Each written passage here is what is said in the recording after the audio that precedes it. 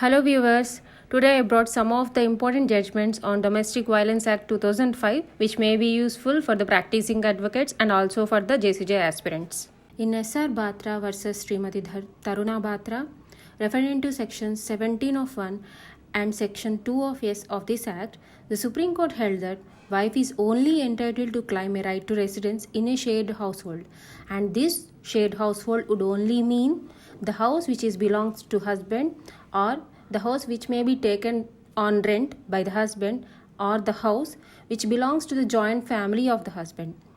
And in this case, the Supreme Court also interpreting to the section 19(1) of F, the claim for alternative accommodation can only be made against husband and not against husband-in-laws or other relatives. So, according to this case, the Supreme Court held that wife could not claim a right of residence in the property which belongs to her mother-in-law. In Velusamy versus Pichayammal, the Supreme Court has explained the meaning of the expression relationship in the nature of marriage.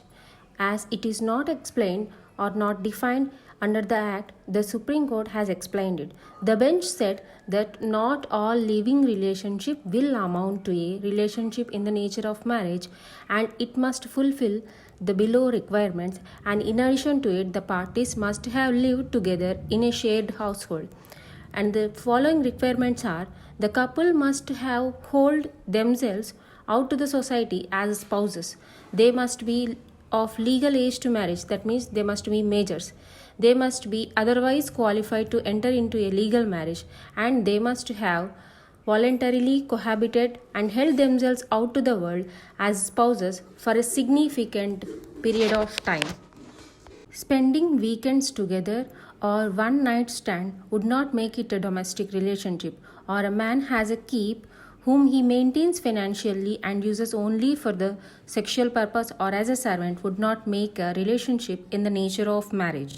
In the case Sandhya Manoj Wankde versus Manoj Bhimrao Wankde, the Supreme Court has interpreted the expression respondent and held that the female relatives of the husband or male partner can be included in the complaint, and it has also held that the aggrieved wife or a female living in a relationship in the nature of marriage can also file a complaint against a relative of the husband or male partner.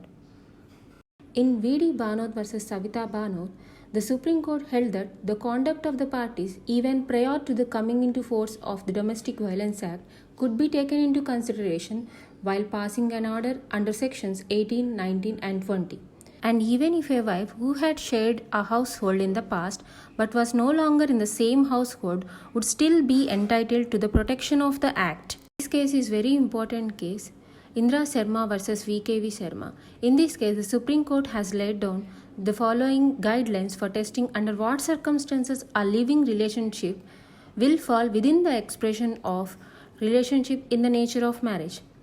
So those guidelines are duration of period of relationship, shared household, pooling of resources and financial arrangements, domestic arrangement, the sexual relationship, whether it is for emotional or for pleasure, whether they are having children, whether they are socializing in public as husband and wife, and whether they are having common intention of parties to their respective roles and responsibilities, primarily determines the nature of that relationship. In the case of Krishna Bhattacharjee versus Sarita Chaudhary, the Supreme Court has held that wife can be aggrieved person even after passing the decree of judicial separation. In the case Prakash Nagardas Dhubal Shaha versus Meena Prakash Shaha, the Supreme Court held that unsuccessful divorce proceedings cannot adversely affect the maintainability of application filed under the Domestic Violence Act. This is very important case. In this case, in case of Hiral P. Harsora versus Kusum Nartamdas Harsora, the Supreme Court struck down the words adult male before the word person in section 2Q of the Domestic Violence Act, holding that these words would discriminate between the persons who are similarly situated, and the word adult male is contrary to the object of the Act.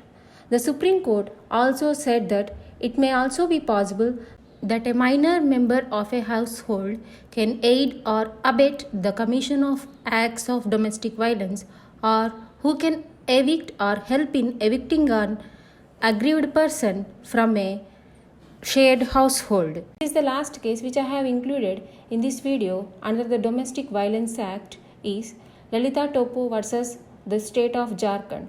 In this case, the Supreme Court observed that a living partner can seek maintenance under the provisions of the Protection of Women from Domestic Violence Act 2005.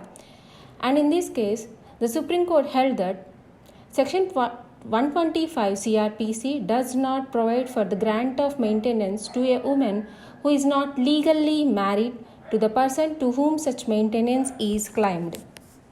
All of these are some of the important judgments under the Domestic Violence Act, which may be useful for the advocates, law students, and the aspirants of JCJ. So please watch out, comment, share, and subscribe. Thank you.